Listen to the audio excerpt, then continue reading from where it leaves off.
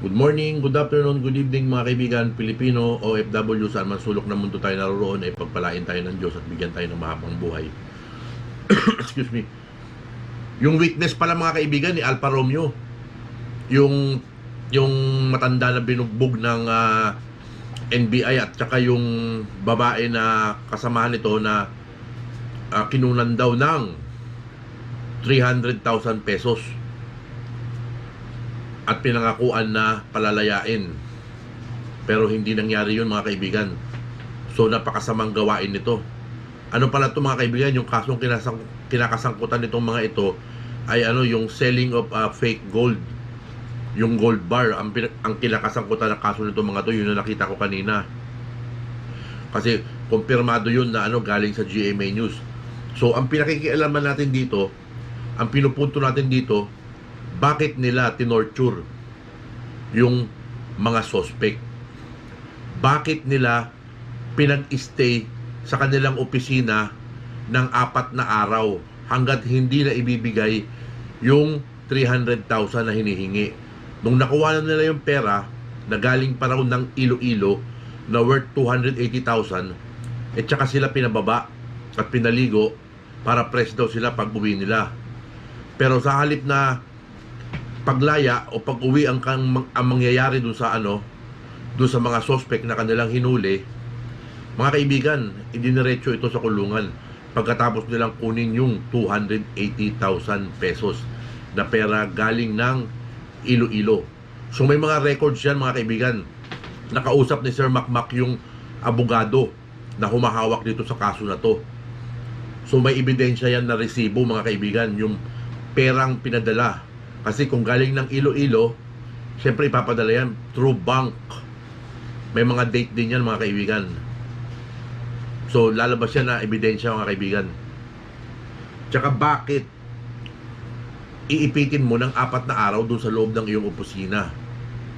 Bibigyan mo pa ng kung ano-ano, tapos ito torture nyo pa. Yung nangyari naman kay kay Apolacay natin, kay Francis Leo Antonio Marcos naman, pinag-stay rin nila doon ng 4 na araw. Inunti-unti daw kunin yung 2 million pesos mga kaibigan. Tapos meron pang attorney na sinasabi na minute up at kinuha pa yung panibagong 2 million pesos sa Quezon City. May video rin yung mga kaibigan. Yun ang pagkakaano ko dyan. May mga ebidensya to mga kaibigan. So napakabigat nitong kakaharapin na kaso nitong Cybercrime Division, yung mga operatiba dito na may mga kinalaman sa pag-extort kay Francis Leo Marcos, at dito na rin sa bagong complainant na to na si Tatay. Ko talagang may kalalagyan kayo dito. Yung mga maruruming kamatis dyan sa bureau, mawawalis kayo. Yung mga extortionist dyan sa bureau, mawawalis kayo. Masasampo lang kayo. Yan ang masasabi ko. Hindi namin pinakikialaman yung kasong kinasasangkutan nitong mga to. Ang pinupunto namin dito ay yung pag-torture na ginawa ninyo at bakit pinag-stay nyo ng 4 na araw sa inyong opisina at bakit kailangan nilang magbigay ng 280,000 pesos sa inyo. Bakit? Yun ang dapat na bigyan nyo ng paliwanag, kasi merong ebidensya laban dito. Solido yan mga kaibigan, na kay Alfa Romeo lahat ng detalye at nandun sa abogado. So antay-antay natin mga kaibigan kung ano pa yung mga susunod na mangyayari.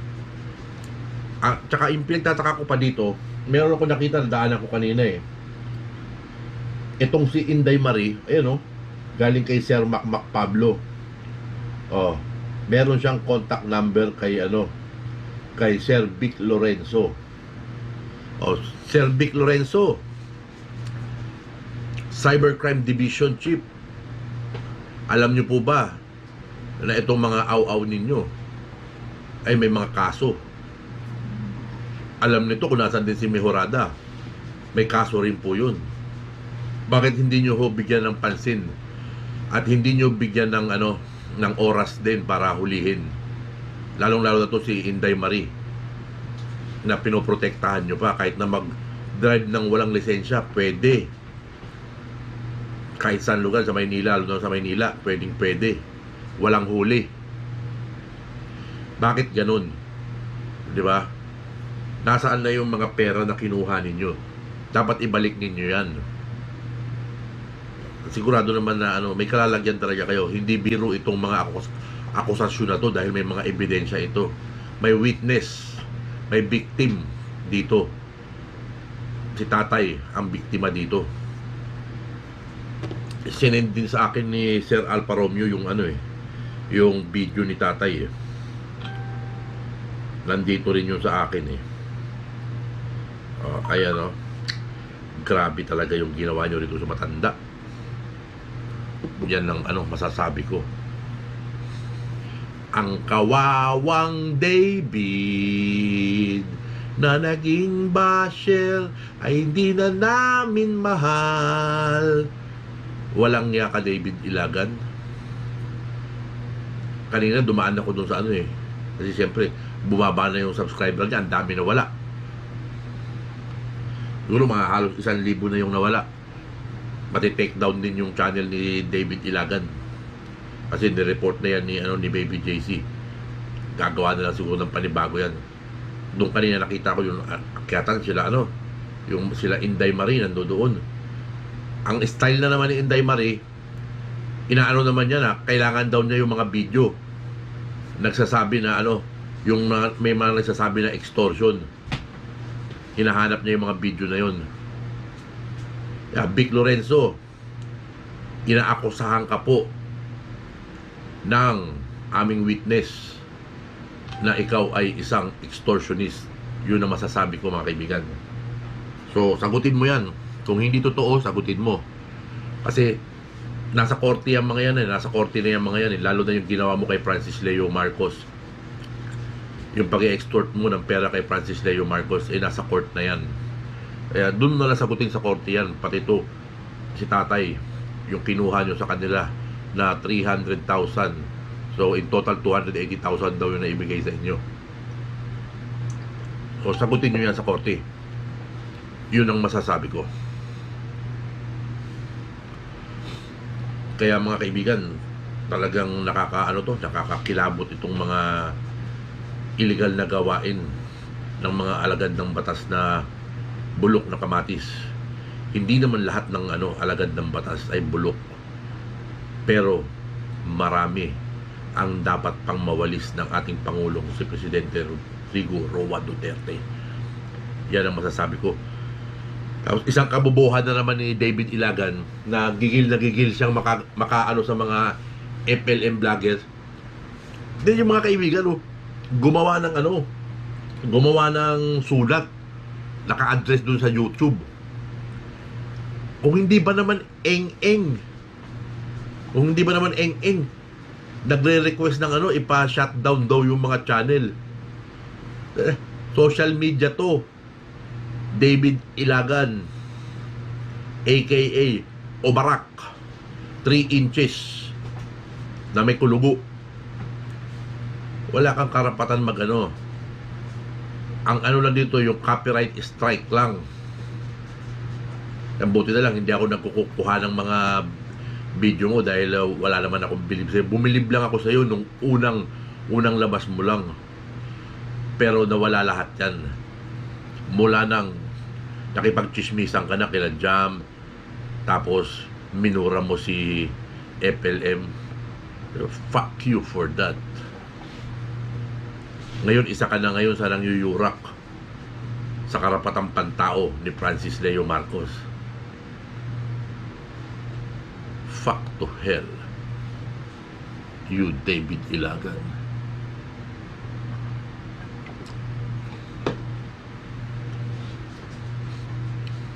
Tapos sinasabi pa nila doon sa mga samahan nila doon na nadagdagan daw si David Ilagan ng mga kaibigan na na positibo. Nadagdagan ka ng mga positibo. Positibo sa paninira ng tao. Positibo sa mga fake news. Dahil pera-pera ang labanan ng mga United Talino Warriors. Alam mo, chairman lang ninyo kriminal na, may hatol na, may final verdict na from the Supreme Court. Pero pinoprotektahan nyo pa rin. Etong si Inday Marie, nakapunta na yata ito rin kay kay Manuel Mejorada sa tingin ko Pero nakita nyo naman, hindi hinuhuli, hindi niya tinuturo. Ibig sabihin, pinoprotektahan. Kaya nga nakadikit ito si Manuel Boy Mejorada dito kila Mike Cervera, dito kila Inday Marie. May protection nito mga kaibigan. Meron ding itong grupo na to pumoprotekta dyan kay kay Manuel Boy Mejorada, the convicted libelist. Convicted yan mga kaibigan. Ang hirap gumawa ng vlog pagkaganito yung nararamdaman ko na pagod ka sa trabaho, tapos lagi ka antabay dun sa mga sa mga kaganapan sa FLM family. Kasi syempre ang priority ko sa sa social media yung pagsuporta ko dito kay Francis Leo Marcos.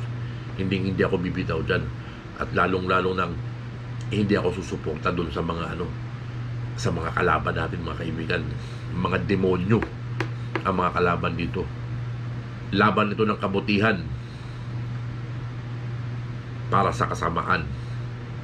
Kailanman hindi magwawagi ang mga yan mga kaibigan sa atin, dahil nakapadig sa atin ang kabutihan. Isipin nyo mga kaibigan, itong si Obarak minura ang kagalang-galang nating abogado na si Attorney Abraham Espejo. Ko David Ilagan, ang laking niya, kapahamakan niyang ginawa mo para sa sarili mo at para dyan sa mga politikong nasa likod ninyo. Alam namin yan Kaya nga itong si Manang Aimee, no comment. Galing yan sa opisina mo, galing yan sa iyong media affair na secretary, na no comment, no comment. So it means na yes, nakakuha ka ng pera kasi ayaw mo magkomento. Kasi kung hindi ka nakakuha ng pera kay Francis Leo Marcos, or hindi ka nanghihingi, o hindi kayo nanghihingi, o hindi kayo nakikinabang ng pera kay Francis Leo Marcos, of course you will say no. Pero no comment ka na lang. So okay na rin yan, yung no comment na yan. Isipin nyo, mahal pa rin kayo ni Francis Leo Marcos sa kabila ng pagkakanulo nyo sa kanya. Pero the fight is just beginning. And yung mga yung mga kulay ninyo unti-unti nang nalalantad. Tanggapin nyo na kasi sa sarili nyo na wala kayong sinabi kung ikukumpira kayo sa mga ginawa na kabayanihan ni Francis Leo Marcos. Yung act of goodness, yung act of humanity na ginagawa ni Francis Leo Marcos. So, sabi nyo, pag may mga politiko na nagre-request ng mga Optimum Eye Care Program, pinadadaan pa sa opisina ni Senator Bongbong Marcos ni BBM. Isipin nyo yan mga kaibigan.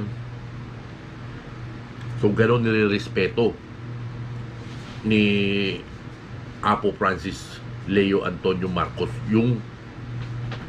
itong magkapatid, na pag may magre-request kayo, padaanin nyo sa opisina ni Senator Bongbong, or i-address nyo kay Senator Bongbong. O paano mo ngayon ipapaliwanag yan? Tapos nga pala mga kaibigan, sa November 7, 24 hours pwede tayong umakyat daw, kahit sino sa atin doon, magbigay ng at least 1 minute o 30 seconds na support tayo, magpakita lang tayo doon sa live stream, bati lang tayo. Kung chichempohan ko yun ng 24 hours naman total 1 minute lang naman, kaya ko yun. Kung mga 1 minute lang na magpapakita, kahit na sumpungin tayo ng anxiety natin basta makaakyat tayo at makapagpakita ng mukha at makabati. Kung di ba naman baliw talaga tong si ano, si David Ilagan, susulatan yung YouTube. Ano ka? Kaya nga may YouTube Academy guidelines. Kung ano yung nakapaloob doon sa guidelines na yun, yun lang yun, mga kaibigan. Kaya nga saludo ako dito sa sa FLM family na paminsan-minsan kahit kunin mo yung mga video nila tapos gawa mo ng topic tapos i-upload mo, walang strike sa FLM family kasi yan ang turo ni Francis Leo Marcos sa atin, di ba? Na hayaan yung i-share yung mga video ninyo, di ba? Katulad nung kay Francis Leo Marcos, kahit kunin mo yung buong video niya at ilagay mo sa channel mo, you're free to do so in favor of Francis Leo Marcos, di ba? Kaya ito lahat ng mga kalaban na to, pag inutos ni Apo Lakay na lahat ng kalaban pwede niya i-take down ang mga YouTube ng mga kalaban. Kaya antay lang tayo mga kaibigan kung ano pa yung mga kaganapan. Kanina doon sa yung huling live ni Sekyama sa channel ni Francis Leo Marcos, merong sinabi si doon si Senior hindi ko lang masyadong nung huli na kasi natapos na yung ship ko, inabot na ako ng finish duty. Pero okay lang yun. Yung pagsuporta ko kay Francis Leo Marcos, hindi matatapos yan. May tinik na nakabaod dito So kailangan kong mabunot din yung tinik na yun. Kaya natin mga kaibigan, lahat tayong supporter ni Francis Leo Marcos. Lahat tayong naniniwala sa kanyang kabayanihan, sa kanyang kabutihan, sa kanyang heroic act. Meron tayong mga tinik na nakabaon at lagi tayo nag-aabang sa magandang balita na mangyayari. Marami namang good news na dumating di ba? Simula nung nag-inhibit na yung judge, napalitan ng panibagong judge, so magsiset na yan ng mga hearing. So ngayon very quiet yung case, very quiet yung mga attorney. So masusurprise na lang tayo mga kaibigan that the wheel is turning. Nasa ibabaw tayo, umikot yung gulong, napunta tayo sa ilalim. Ngayon, unti-unti na naman umaangat yung gulong. At muli tayong makakatungtong sa ibabaw, mga kaibigan. At labis na kasiyahan ang maidudulot nito sa atin. Yan ang masasabi ko. Sinusubok.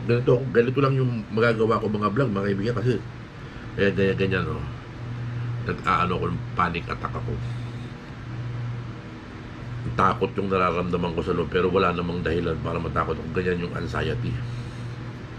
Ano pa ba yung pwede natin i-update na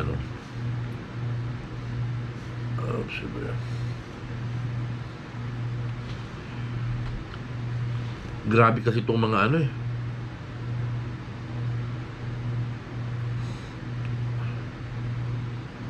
How can you take down my YouTube channel? Ha ha ha.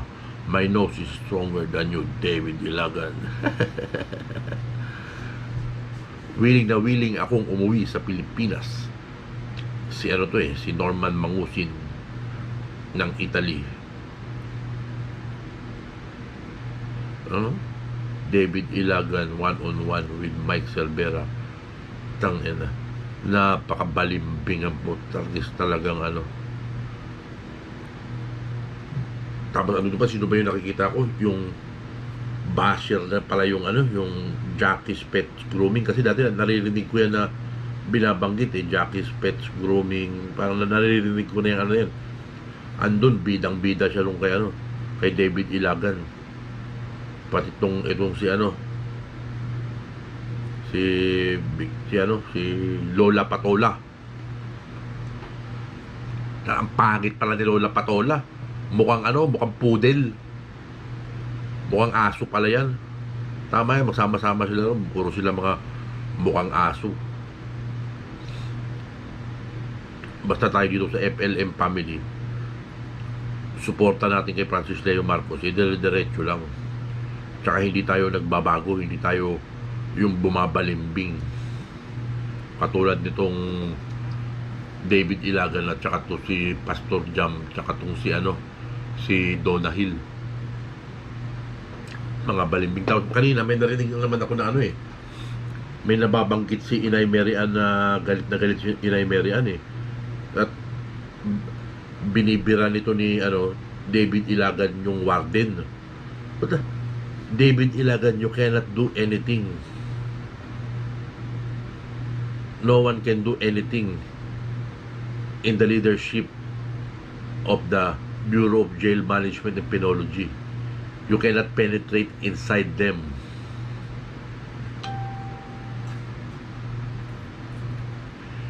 They are the securities of the detainees na kanilang pinamamahalaan.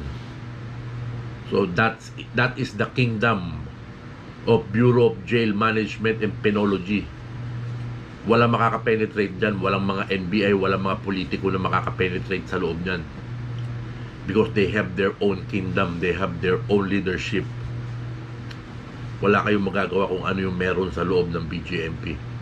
What is inside the BJMP remains inside the BJMP. Yan ang masasabi ko. At Francis Leo Marcos is in good hand sa kanyang staycation sa Bureau of Jail Management and Penology.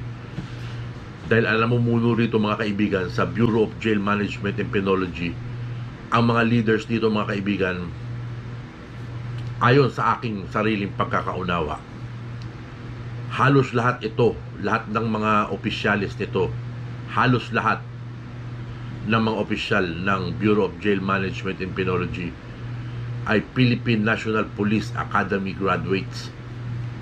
Kaya maganda ang mga panununtunan nito mga kaibigan.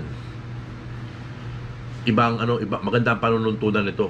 Merong brotherhood dito na matindi ang brotherhood dito. Kung hindi ako nagkakamali Alpha Pi Omega ang brotherhood na nananalaytay sa dugo karamihan ng mga Philippine National Police Academist. Dahil ang isang kadugo ko second batch graduate ng Philippine National Police Academy. Kaya may mga din sila dyan. Huwag na natin masyadong pag-anuhan. Pero I see it and how their brotherhood works. Maganda ang brotherhood ng Alpha Pi Omega. Ganun na, parang rin yan gaya ng mga Mason, mga ganyan. Maraming maraming mga kabutihan, tsaka maraming straight na mga nanunungkulan. Lalo na yung mga bilong sa Alpha Pi Omega, karamihan dyan ay diretso. Halos walang bulok na kamatis dyan sa mga grupo na yan. Meron din sa NBI, marami ring Alpha Pi Omega sa NBI, lalo na sa mga SI ng NBI. Marami dyan sa Mason ng NBI, marami dyan. Mga straight yan, mga member ng Mason. Kasi may mga kilala rin tayo na member ng Mason na nagtatrabaho sa NBI. Yung mga kabrad ba. So, sa November 7, 24 hours, mga kaibigan, yung prayer vigil natin. So, maganda yun, mga kaibigan. Tapos, galit na galit kasi sila sa galit na galit itong si David Ilagan sa channel ni Francis Leo Marcos. Dahil kabubukas pa lang, 200, 500, 600, 1,000, 2,000 views. 2,000 kagad yung mga nanonood, 1,000 plus kagad yung nanonood. Samantalang sa mga channel nila, kung hindi pa dadayo dun yung mga sniper ng FLM, nakaka 2,000 views lang. Yung video lang nila, 2,000 views lang. Pero pag nagla-live sila, marami na siguro yung mga 200, 250, tapos maya-maya, unti-unti na malalagas, mga 118, 100 na lang. Kasi sila lang naman nanonood dun Maliit lang ang bilang nila, mga kaibigan. Napakaliit lang ng kanilang bilang. Ito pa, isa pang problema ko, yung ganyan, sumisikip yung ko, yung sinus.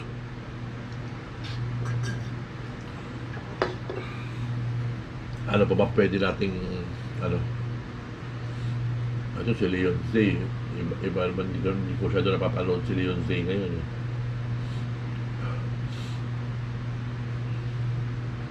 Tira mo yung pagmumukha ni ni Chief Vic Lorenzo. Talagang proud na proud si Inday Marie na tauhan siya nito ni ano eh. Isipin nyo, kahit meron siyang 3 kaso, hindi ko lang alam kung alin doon yung may warrant o pare siya. Siguro yun, sa tingin ko yung estapa eh. At large kasi yung nakalagay doon sa papel na nabasa ko dati. Yung ano niya, at large. So ibig sabihin mga kaibigan, hindi talaga nila hinuhuli.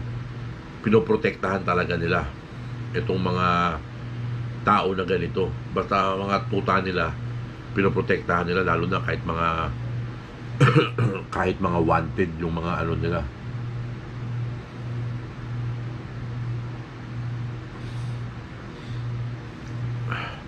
Kahit wanted yung mga tauhan nila, pero nakakapag-video, nakakapag-ano doon sa loob ng ano ng NBI, ganyan.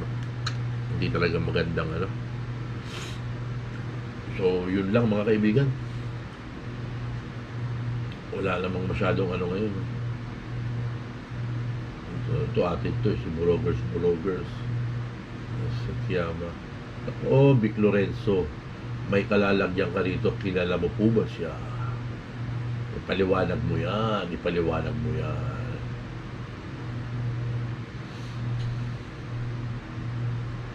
High Speed New Channel. Nakasubscribe na tayo dyan eh. At ano nga pala, Inay Mary Ann, happy birthday po. Inay Mary Ann Victory, happy birthday po. Happy birthday. At long live po. Many more birthdays to come. Ano pa bang ano natin? Hindi ko naman alam kung ano sasabihin ko. Kasi yun lang yung update kanina na pumasok sa utak ko. Kasi ang haba kasi mga kaibigan, pag nanood ka talaga kay Apo Lakay, talagang ang dami. Tingnan natin yung ano, yung huling ano. Kung ilan na yung ano.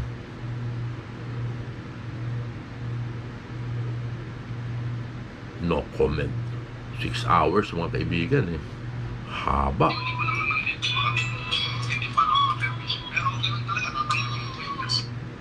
The wait is over. 5G Google Pixels are here, starting at only $679.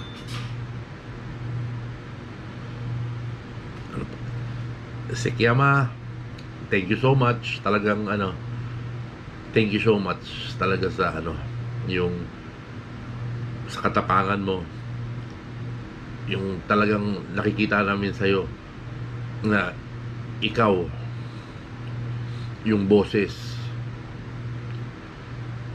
bilang kanang kamay ni Francis Leo Marcos ngayon. I salute you, Sekiyama. You're the best. Thank you.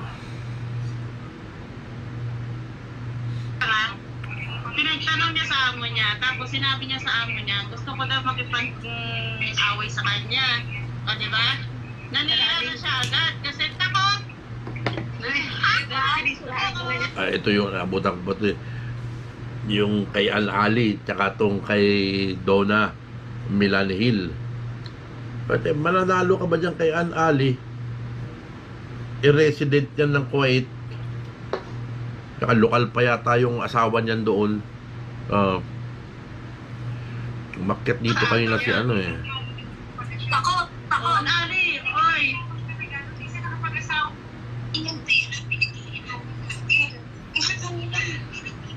Si Nanay Susan Broiler.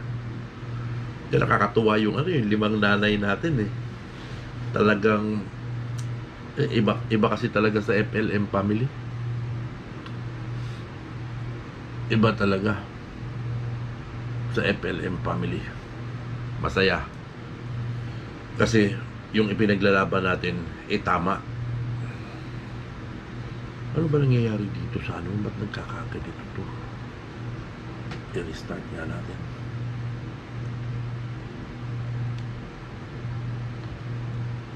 Power mo. Lolo ko yung tablet na ano, luma eh. Ginagamit ko kasi yung pang-play all eh. Ito si ano, si Parking Boy, nakikita ko nagla-livestream na si Parking Boy. So pagka marami na siyang upload, marami ng ano, kasi syempre yung mga katulad ko, katulad ni Parking Boy na FLM supporter na ang nanonood konti lang, pero at least andito pa rin kami.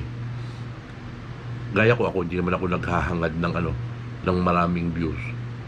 Merong isa, dalawa, minsan 20, 30 na nanonood, masaya na ako dun. Kahit yung average time lang nung panonood nila is 3 minutes, yung iba 4 minutes, okay lang yan mga kaibigan. FLM family, okay lang yan kasi syempre mas deserve naman nung mga FLM vloggers talaga na yung mga malalaki nating FLM vloggers, that they deserve more credits and watch hours kaysa dun sa mga katulad ko.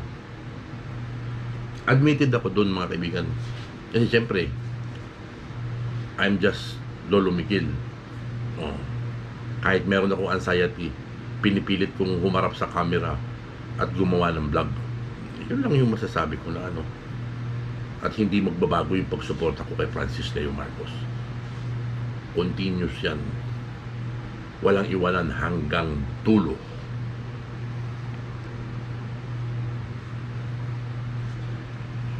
Restart lang pala yung kailangan. Yung tablet na to, bago pa ako napunta dito sa Canada kinuha ko to doon sa Smart yung sa internet meron libre na ganito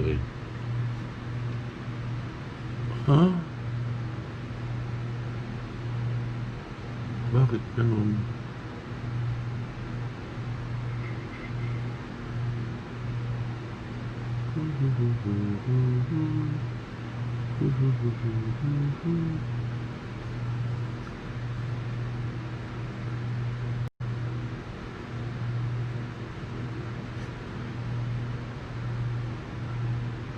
Okay. Ginagamit ko lang kasi sa pang-play. Bakit yan nawala yung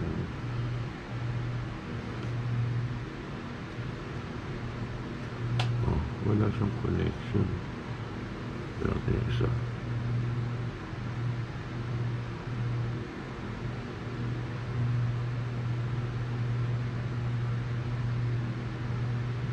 Meron naman siyang connection yung isa. Pero itong bands ko wala siyang connection. So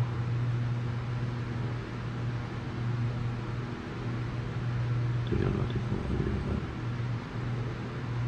nakakonect dito ang account. Okay. Okay. So ito